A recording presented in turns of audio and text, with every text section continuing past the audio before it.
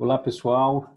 Já estamos de volta, para esse terceiro bloco do nosso mini curso, onde a gente está explorando aí esse entendimento do microscópio eletrônico de varredura, em especial aí, o EBSD, que é um detector que a gente pode estar adicionando ao nosso microscópio para explorar ainda mais a ciência dos materiais. A gente já teve no primeiro bloco, então, um breve resumo sobre a ciência dos materiais, e no bloco número 2 a gente já apresentou os princípios básicos de funcionamento, os principais detectores e como que esses canhões aí de elétrons interagem com a nossa amostra. E agora a gente passa a explorar ainda mais esses elétrons, essa interação dos elétrons com as nossas amostras, apresentando o EBSD. Bem, como sabemos, o EBSD, ele pode ser investigado de forma pontual, mas na sua maioria eles são aí aplicados a mapas, onde a gente pode estar gerando aí as Inverse Polyfigure Maps, o Image Quality Maps, onde eu tenho aí uma relação quase que direta com o número de defeitos que eu tenho no meu material, e isso também pode me gerar aí uma variedade de gráficos para tirar conclusões de número de populações que eu tenho na minha amostra, e conclusões mais assertivas de como a minha amostra está se comportando devido a algum tipo de trabalho, de fabricação, de deformação e por aí vai. Uma grande vantagem aí do EBSD é essa relação com a orientação cristalográfica, onde eu consigo mapear toda a estrutura cristalina do meu material e fazer análises muito mais detalhadas aí de orientação cristalográfica e a sua relação, obviamente, com a deformação. Bem, ao final desse bloco, pessoal, eu espero que vocês consigam entender um pouquinho aí, um breve review aí da história do EBSD, como que ele surgiu, como que foi a evolução dele ao longo do tempo, como que essas bandas de Kikuchi são formadas, as condições de operação, vamos falar um pouquinho da resolução também, e fazer aí um breve resumo de várias aplicações que a gente já encontra na literatura. Por último, eu vou comentar sobre in situ EBSD, sobre o EBSD também aplicado em 3D, e finalizo o nosso mini curso colocando algumas dicas e sugestões aí que vocês podem fazer para melhorar a qualidade da sua análise. Bem, o que é o EBSD, pessoal? O EBSD ele é uma técnica que a gente incorpora, um acessório, um detector que a gente incorpora dentro do nosso MEV. E como que ele funciona? Aqui eu tenho o meu canhão de elétrons, Esses elétrons, então, interagem com a nossa amostra que está geralmente aí inclinada a 70 graus ou muito próximo disso, de forma que a difração, o espalhamento desses elétrons interagindo com a minha amostra, ele vai originar um sinal representativo dos planos cristalográficos da minha amostra, originando aí essas bandas de Kikuchi. Por que eu tenho em que inclinar a minha amostra a 70 graus? Justamente para que eu possa otimizar o contraste dessa difração desses padrões, e também que eu tenha uma fração aí mais homogênea e maior de elétrons que são aí espalhados na minha amostra. O que eu consigo estudar com o EBSD? Geralmente as informações da minha rede cristalina, que está ali no meu material, e essa informação ela pode chegar aí entre 20 e 100 nanômetros abaixo da superfície da minha amostra. E vocês vão ver que a preparação da amostra é crucial para essa técnica, uma vez que toda a deformação introduzida durante a preparação da minha amostra precisa ser removida para que eu tenha um resultado mais assertivo. Como eu comentei, eu posso estar fazendo aí uma análise pontual, como também uma distribuição de pontos, que se formam aí aqueles mapas que eu já mencionei. Os principais desafios da técnica é a preparação da amostra, é adquirir esses dados aí, né, a aquisição desses dados e o processamento deles, tá? Em termos de aplicações, vocês vão ver aí que é um campo muito amplo que a gente tem aí para ser explorado com essa técnica. Bem, essa imagem, pessoal, ela representa aí como que é o arranjo dos meus detectores, né, dentro do meu microscópio de varredura. Aqui vocês já podem até reconhecer alguns deles que eu já comentei no último bloco, né, como, por exemplo, a nossa gaiola de Faraday aqui, né, onde eu tenho toda a informação do secondary electron sendo capturados aqui por esse detector. Eu também tenho os detectores de InLens, que ficam aqui próximo do canhão, né? Eu tenho aqui o meu Energy Dispersive X-Ray, né, Spectroscopy, que eu posso fazer análise quantitativa aí, de análise químicas, né? E também tenho aqui esse detector maior quadrado, junto com alguns diodos que ficam ao redor da minha câmera, né? A minha câmera de EBSD, o meu detector de EBSD, onde eu vou estar, como eu comentei no slide anterior, recebendo os canhões de elétrons aqui na minha amostra, e eu tenho uma posição de inclinação que proporciona uma informação mais clara, né, das minhas bandas de Kikuchi na nossa câmera de EBSD. Bem, essa aqui, pessoal, é uma imagem do MEV, né, de uma solda a laser de uma liga de magnésio, a Z31, onde a gente pode observar aqui, utilizando uma combinação do secondary electron com o backscattering electron, eu posso observar claramente a minha linha de fusão, né? Aqui eu tenho a minha região de soldagem, aqui está um material da região do material base, né? E o que a gente pode observar? Se a gente esforçar um pouco, eu posso ver já aqui algum contorno de grão, eu posso também ver um tipo de mácula sendo formada aqui, né? Eu percebo que eu tenho alguns precipitados distribuídos mais ou menos homogeneamente no meu material base, e na minha região de solda, eu tendo a interpretar que tem alguns grãos que são um pouco colunares, né? A minha linha de fusão é muito precisa, né? E eu também observo que esses precipitados aparecem como algum tipo de clusters, né? Que eles se unem na minha região de soldagem, tá? Vale ressaltar que esses pontos mais escuros, eles não são poros, tá?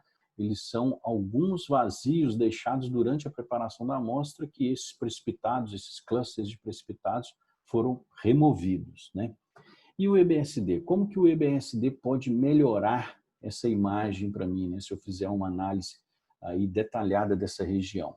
Bem, primeiro eu tenho que selecionar o meu arranjo de pontos, né, a região que eu quero analisar. Aqui eu estou representando com esses pontos mais avermelhados, né?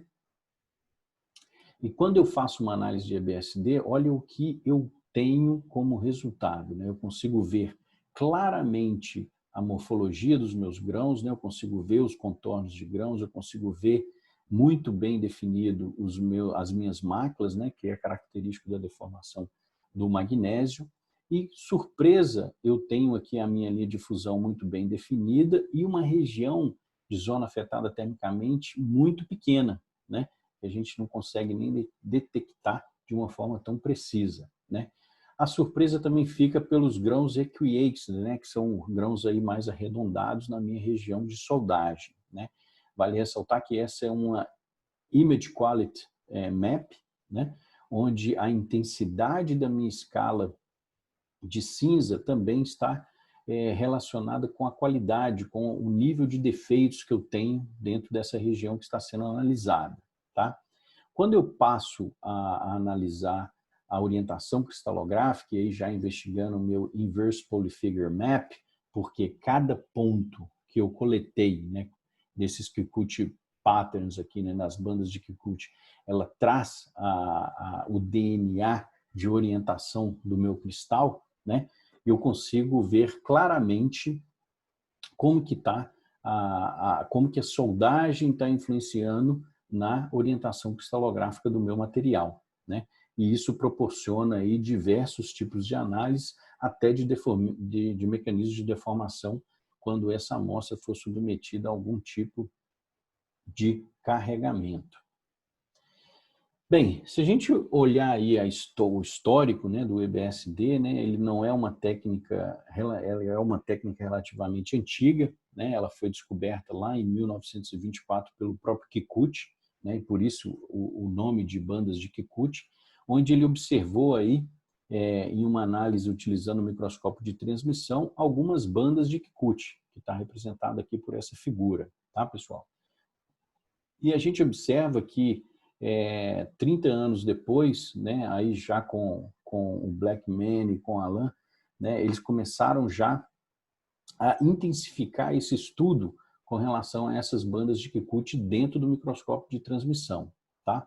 Em 1972, eu já comecei a introduzir essa técnica dentro do microscópio eletrônico de varredura. Né? A técnica já foi adaptada para que não só o microscópio de transmissão fosse possível de identificar essas bandas de Kikuchi, mas também dentro do microscópio de varredura. Né? E em 1980, que eu considero que foi um grande marco, né? Quando o Schwartz, junto com o Wright, né, da EDAX, eles começaram já a estudar aí uma análise automática desses padrões, né, de Kikuchi. E aí, em 1990, junto com a EDAX, a Oxford e outras empresas aí que começaram a trabalhar mais próximas da técnica de EBSD, começaram aí a automatizar ainda mais a indexação desses padrões, né, para se tornar aí viável um tipo de análise com diferentes números de pontos, utilizando Half Transform, que nada mais é do que transferir, né, linhas para símbolos aí de pontos e facilitando aí a indexação desses parâmetros. Né? Hoje, a gente já percebe aí câmeras e processamento de dados cada vez mais automáticos e rápidos, graças a essas técnicas aí matemáticas que conseguem facilitar todo o processamento. Tá? Um estudo recente que a gente fez aqui no Senai Cimatec, a gente levantou o número de artigos, né, o número de publicações aí relacionadas com o EBSD, e a gente percebe aqui pela curva acumulada, pessoal, que o número de trabalhos publicados, eles estão aí cada vez mais explorando essa técnica de EBSD. Se a gente fizer um comparativo rápido aqui com a famosa curva S, né, que é o conceito aí, que leva o conceito do ciclo de vida de uma tecnologia, a gente pode observar pela característica da curva vermelha aqui, nesse mapa, né, a gente consegue observar que a gente está entrando aqui, olha, saindo de uma,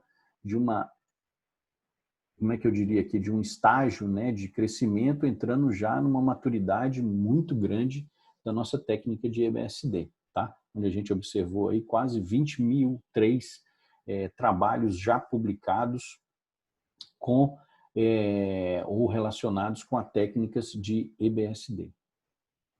Bem, quando a gente faz um detalhamento um pouco mais por jornal, né, desses números que a gente levantou, a gente percebe aí, olha, que a gente tem aplicações relacionadas diretamente com características de corrosão, né, muita coisa com plasticidade também, mas o jornal que mais tem publicações relacionadas com EBSD é o Material Science Engineering, né, apresentando aí quase 5.000 trabalhos já publicados.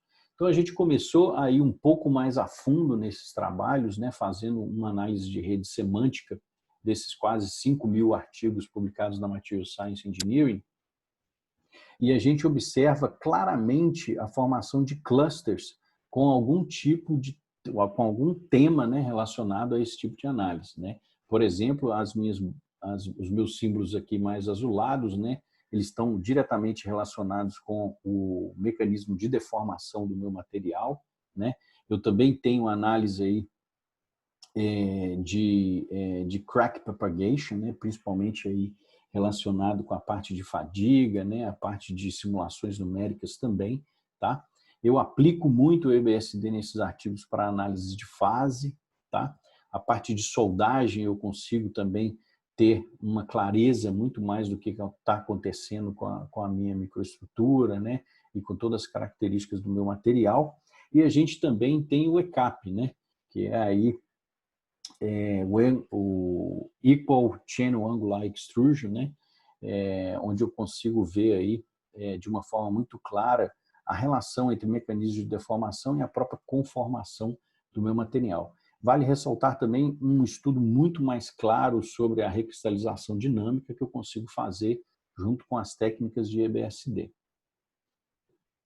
Bem, e quando a gente coloca isso ao longo do tempo, a gente percebe que a técnica, né, ela vem explorando aí ao longo dos anos, né, cada vez mais essas análises de fase, né, relacionando a propriedade mecânica com a informação do meu material, né, da microestrutura do meu material, das fases que estão sendo formadas, né, e a gente percebe uma leve tendência aí para estar sempre relacionando as propriedades mecânicas com as características do meu material.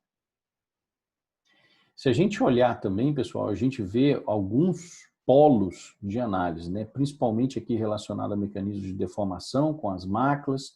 A gente vê aqui muita coisa, como eu já comentei, relacionando aí transformações de fases junto com aquecimento, né? Com a parte de soldagem, muita coisa relacionada com compósitos também, né? E a própria conformação propriamente dita, né? Isso são alguns insights para a gente poder imaginar para onde que a tecnologia está indo e aonde a maioria dos pesquisadores estão concentrando esforços aí na exploração dessa maravilhosa técnica. Bem, mas como que esse padrão de Kikuchi é formado, né? Se a gente imaginar, eu tenho o meu feixe estacionário aqui de elétrons, né, que vai de encontro à minha amostra. Essa minha amostra é uma amostra cristalina, né, que tem um arranjo uniforme aí de pontos, né, e de átomos. E a gente tem, então, a interação desses elétrons justamente com os planos cristalográficos que eu tenho na minha amostra, né? Onde cada plano vão formar aqueles cones, famosos cones de difração, né, regidos aí pela lei de Bragg. E esses cones de difração nada mais é do que a seção transversal deles, nada mais são do que as bandas de Kikuchi que a gente observa no detector, né? E aí a gente já pode estar pensando, né? Olha, e o D-space, né? A minha distância interplanar, será que ela também está representada aí? Sim, né? À medida que a tecnologia está avançando, né? Que a física está ajudando aí junto com o avanço da microeletrônica, a gente já consegue também fazer análises dessas distâncias interplanares até para fazer algum tipo de tensões residuais cross-correlacionadas, né, que são de pontos a pontos, onde eu relaciono um ponto com o outro e consigo sim fazer algumas conclusões relacionadas a esse tema, tá?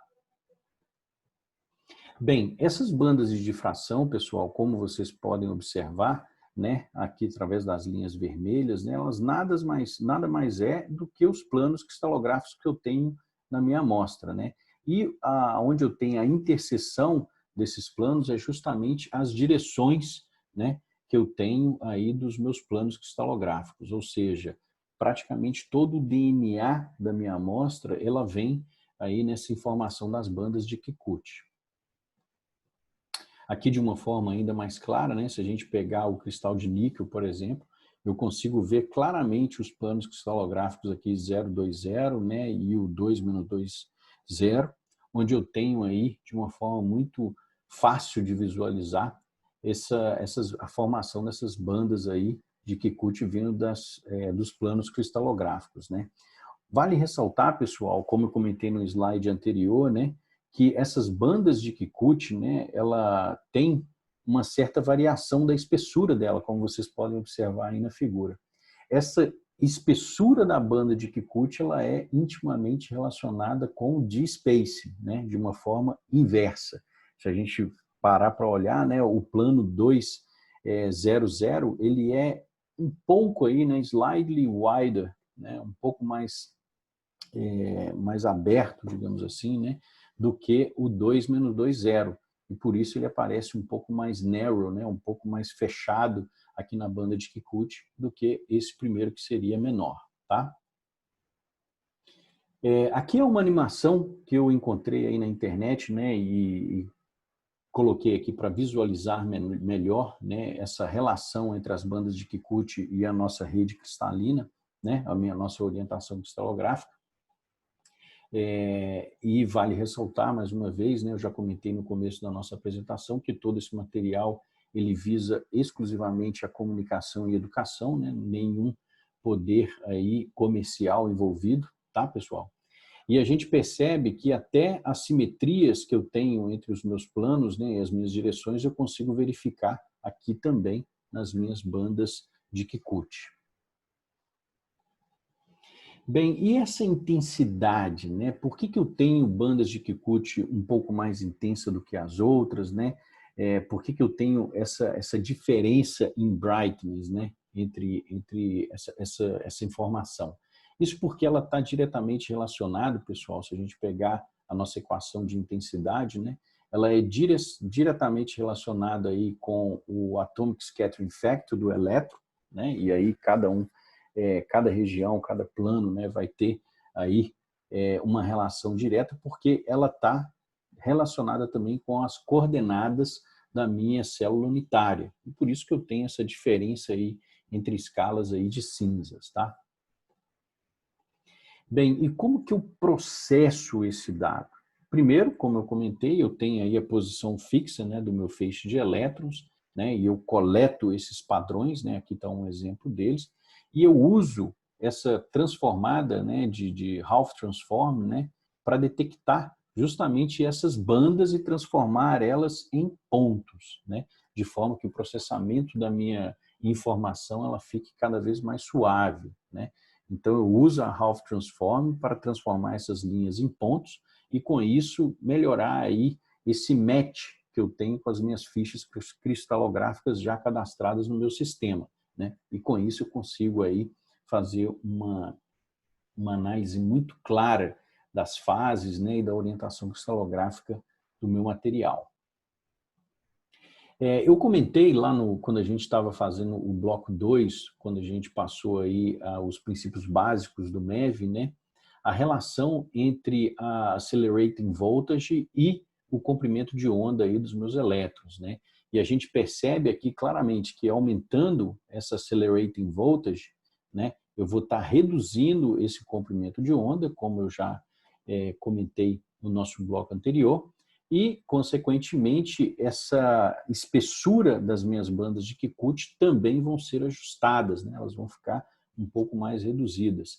E aí, pessoal, cabe aquela máxima, né? A gente precisa entender como que essas tecnologias funcionam para a gente fazer uma análise cada vez mais assertiva aí do nosso material, né? Lembra que eu comentei que essa espessura das bandas de Kikuchi, ela também está relacionada com o meu D-space, né? Então o setup ele tem que ser único para estar fazendo uma comparação aí assertiva ponto a ponto do meu material, tá? E isso vai influenciar também na própria qualidade, né? Na própria qualidade do meu sinal e, com isso, a minha escala de cinza, né? Como a gente pode perceber aqui, olha, eu estava utilizando 10 kiloelectronvolts, né? E depois, quando eu aumento essa intensidade de voltagem, né? Eu percebo uma banda de Kikuchi muito mais clara e muito mais fácil de ser processada, tá?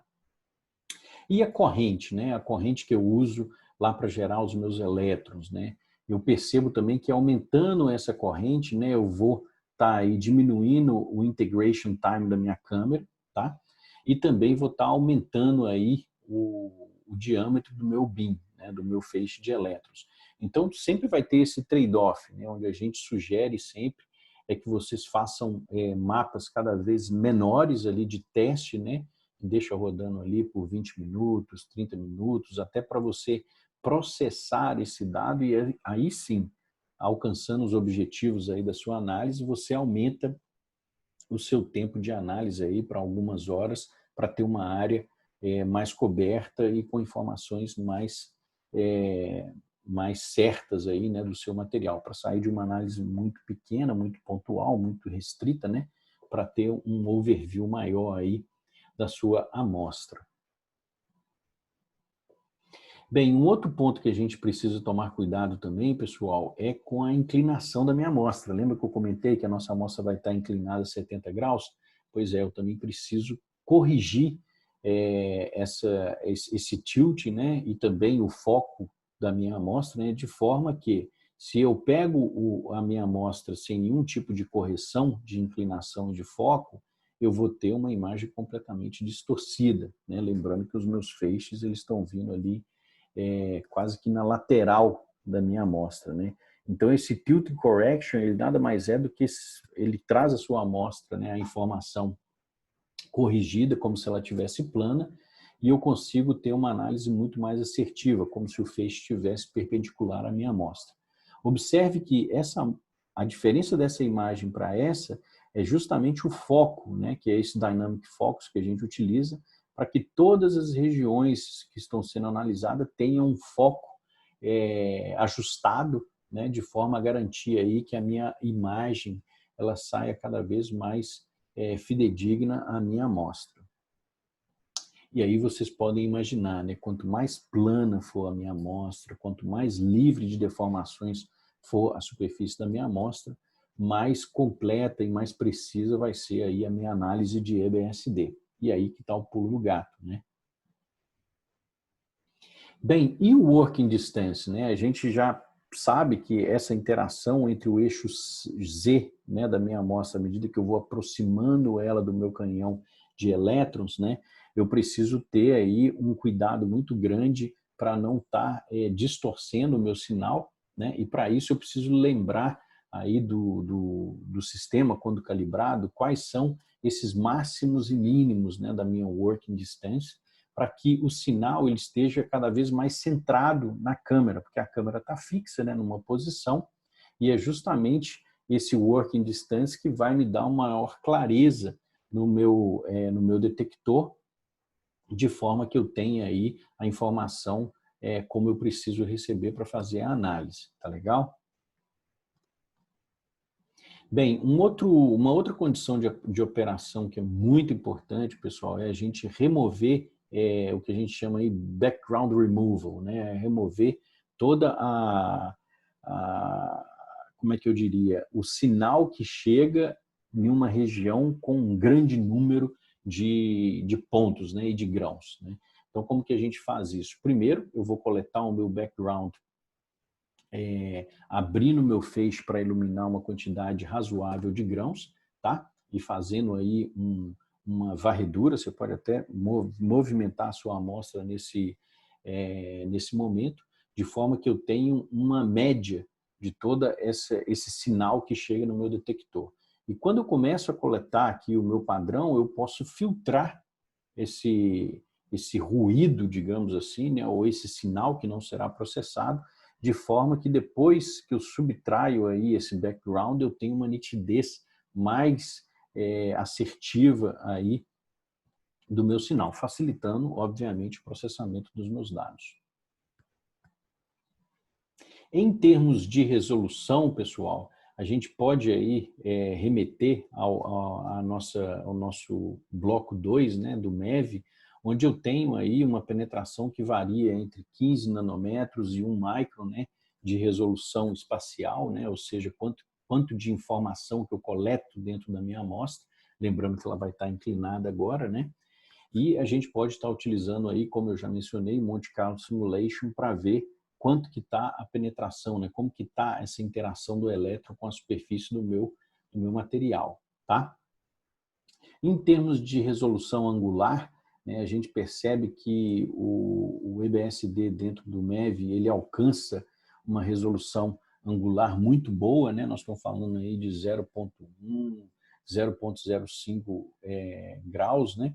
Onde a gente consegue aí fazer uma análise de misorientation, né? Ou seja, aquela orientação mais baixa do meu grão, né? De uma forma muito precisa.